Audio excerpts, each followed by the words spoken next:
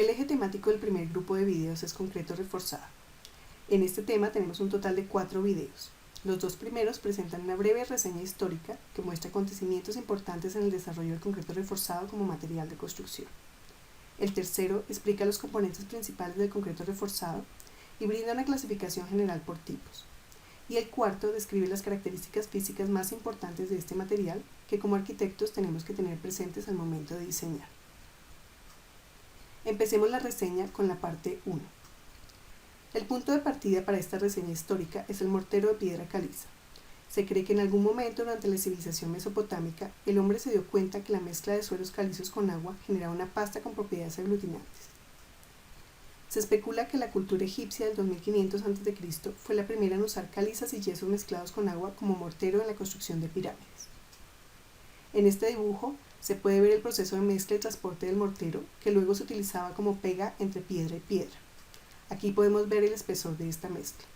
También se sabe que los egipcios utilizaban barro y paja como agregados para formar bloques con este mortero.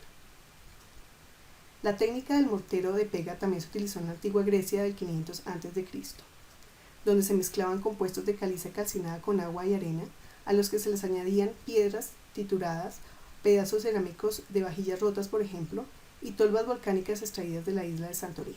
El mortero de pega fue perfeccionado durante el Imperio Romano. Este es un punto crucial en esta reseña histórica, ya que los romanos crearon una mezcla muy similar al cemento moderno, donde usaban una ceniza volcánica llamada puzzolana proveniente de la población de Puzzoli en las faldas del Vesubio. De ahí viene el nombre de cemento puzzolánico, que hoy en día se extiende a todos aquellos materiales que tienen propiedades similares a la puzzolana. Vitruvio en sus libros describe que para esta mezcla se utilizaban 2 partes de puzzolana y una parte de cal. Además se sabe que productos de origen animal como cabello, grasa y sangre eran utilizados como aditivos para hacer el concreto más resistente, maleable o evitar su congelamiento. La civilización romana exploró el potencial de este material y lo llevó a sus límites con construcciones extraordinarias como el Panteón de Roma, el cual, con sus 43.3 metros de diámetro, fue la mayor cúpula construida en el mundo durante 1500 años. Incluso aún mantiene el récord como la mayor construcción de concreto no reforzado que existe en el mundo. Para su construcción se mezcló cal, puzzolana y agua. En las partes inferiores se utilizaron ladrillos rotos como agregados y en las capas superiores se aligeró el peso utilizando piedra pómez y puzzolana no triturada. Después del Imperio Romano no hubo un desarrollo sustancial en la técnica del mortero de piedra caliza o el cemento.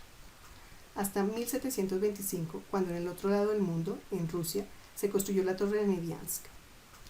Este se considera el primer edificio que utiliza el principio similar del concreto reforzado, en donde se combinan mampuestos y cemento para la construcción de la torre y varillas de acero como refuerzo estructural. Este sistema de concreto reforzado no se siguió utilizando, pero los avances en la tecnología del cemento sí continuaron durante el siglo XVIII, donde se vio la necesidad de construir faros para evitar la pérdida de transporte marítimo. Esto impulsó la tecnología del cemento, con invenciones como las del ingeniero inglés John Smith. Smithson fue pionero en el uso de la cal hidráulica. Esta es una forma de mortero que se establece bajo el agua. Una de sus construcciones más importantes fue el faro de Eddystone, en la costa de Cornwall, donde empleó piedras que encajaban unas con otras con una unión de cola de Milán. Las piedras estaban pegadas con un mortero de cal calcinada para conformar una construcción monolítica que soportara la constante acción de las olas y el viento húmedo. Él descubrió que la cal calcinada era la clave para obtener una mezcla hidráulica, especialmente en áreas donde la ceniza volcánica o puzzolana no era de fácil acceso, como en Gran Bretaña, por ejemplo.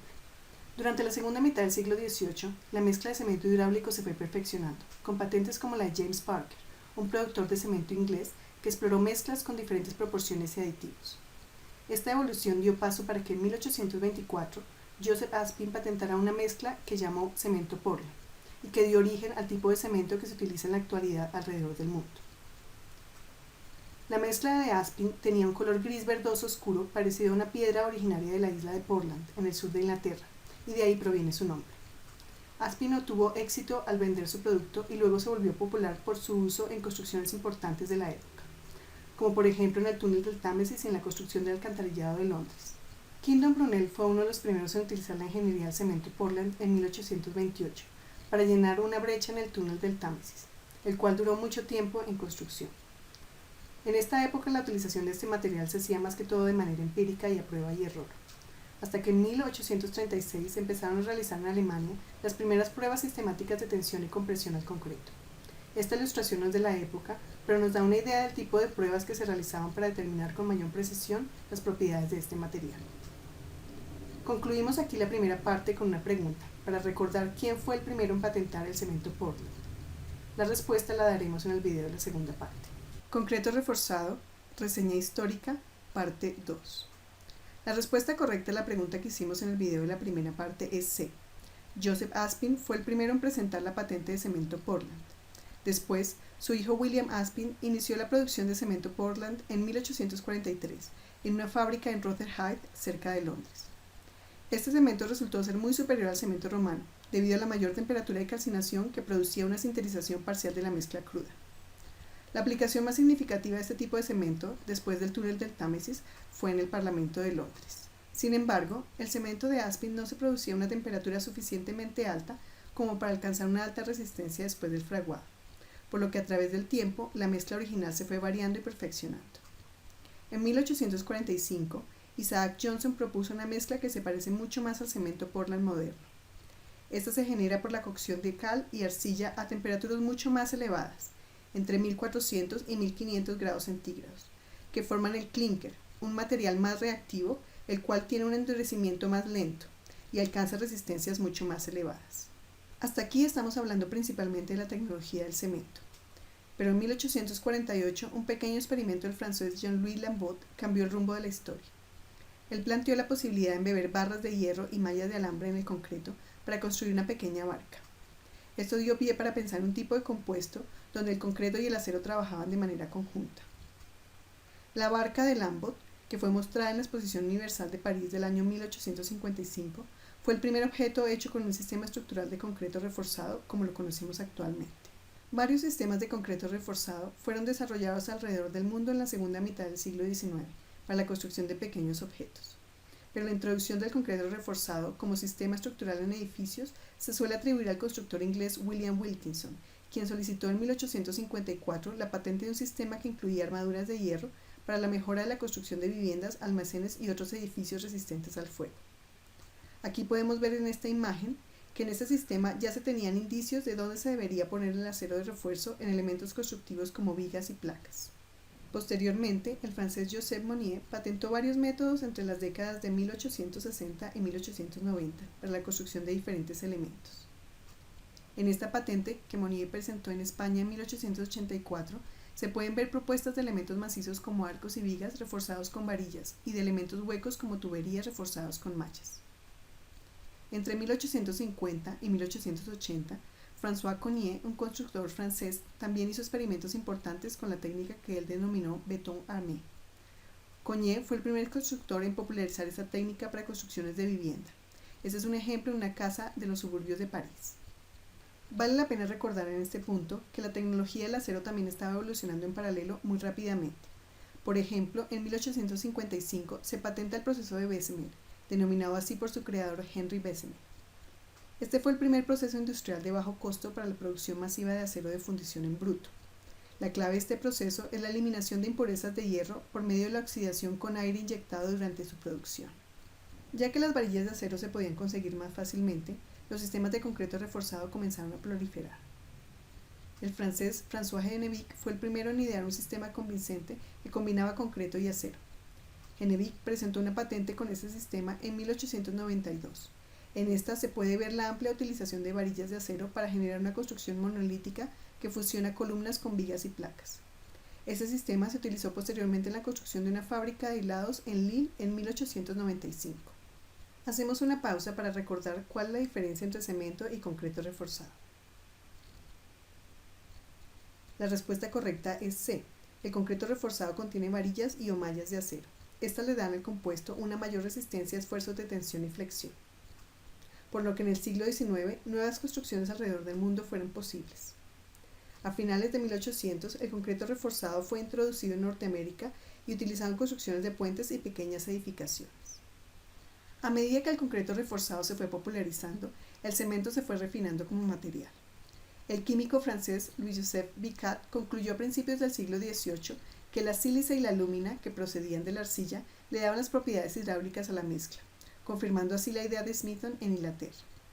Posteriormente, el químico alemán Wilhelm Michels detalló por primera vez en 1868, en su libro El mortero hidráulico, la composición óptima de la mezcla del material crudo, la cual después patentó en Estados Unidos en 1905. En 1903, en Hamburgo, Alemania, Heinrich Magnus patentó el transporte de concreto premezclado en fábrica en un vehículo especial tirado por caballos. Magnus también descubrió que el concreto fresco, enfriado y vibrado permitía un transporte más largo. Con esta idea, posteriormente instaló 4 plantas mezcladoras de concreto, las primeras de todo el mundo. Años más tarde, la invención del horno rotatorio para calcinación y el molino tubular, patentados por Thomas Edison en 1911, facilitaron la producción de cemento Portland en grandes cantidades para la industria y la construcción. A principios del siglo XX, importantes estructuras en concreto reforzado fueron posibles, como el edificio Ingalls, construido en 1903 en Cincinnati, Ohio. Este edificio de 15 pisos fue el primer rascacielos del mundo construido en este material. Antes de 1902, la estructura de concreto reforzado más alta en el mundo solo tenía 6 pisos de altura, y se creía que las torres más altas se derrumbarían bajo cargas de viento o su propio peso. Este edificio fue considerado una hazaña de la ingeniería en su momento y además contribuyó a la aceptación del concreto en la construcción de edificios de gran altura en los Estados Unidos. Los adelantos en la tecnología del concreto dieron lugar a estructuras de gran escala, como Grand Coulee Dam en 1933 y Hoover Dam en 1936. Muchos de los procesos usados en la construcción de Hoover Dam no se habían probado, ya que nunca antes se había construido una presa de tal magnitud. Más de 3.3 millones de metros cúbicos de concreto fueron necesarios en su construcción. Se calculó que si la presa fuera construida en un solo bloque, el concreto habría necesitado 125 años para enfriarse a temperatura ambiente. Por esto, la presa fue construida como una serie de ménsulas trapezoidales para permitir disipar el enorme calor producido por el proceso de curado. Además, para acelerar la refrigeración del concreto, de modo que la siguiente capa pudiera ser vertida, se instalaron tubos de acero de 1 pulgada por donde circulaba agua fría. La arquitectura del movimiento moderno fue impulsada enormemente por los desarrollos técnicos en el concreto reforzado, el cual permitía mayor plasticidad y flexibilidad formal. Además, ofrecía variadas posibilidades de empleo como acabado final. El uso de diversos agregados y pigmentos y nuevas técnicas de esmerilado permitía lograr una infinidad de texturas y colores. Hacemos una pequeña pausa para recordar qué es el clinker. La respuesta correcta es la A. El clinker es una mezcla de caliza y arcilla calcinada a alta temperatura. Si recuerdan, en 1845 Isaac Johnson descubrió que el clinker era un material muy reactivo que alcanzaba resistencias más elevadas. Entonces lo propuso como la materia prima principal del cemento. Asimismo, durante la segunda mitad del siglo XX surgieron diferentes descubrimientos e innovaciones en agregados y en aditivos. En la década de 1960 aparece el concreto reforzado con fibras, incorporadas en el momento del amasado, mejorando las cualidades del material ante esfuerzos de flexión, tracción, impacto y fisuración. En los años 1970, nuevos aditivos permitieron obtener concretos de alta resistencia, de 120 a más de 200 megapascales. Además, la incorporación de variados químicos permitieron concretos más resistentes al deterioro y a la congelación. Los avances técnicos del concreto posibilitaron la construcción de rascacielos más altos, puentes de mayor luz, amplias cubiertas e inmensas presas. El empleo de concreto se hizo indispensable en la construcción de grandes edificios, estadios y obras civiles. Además, muchos países entraron a competir por lograr proyectos icónicos de gran dimensión con este material. En el presente siglo XXI, las preocupaciones ambientales han incentivado la investigación y el mejoramiento del concreto en diferentes aspectos.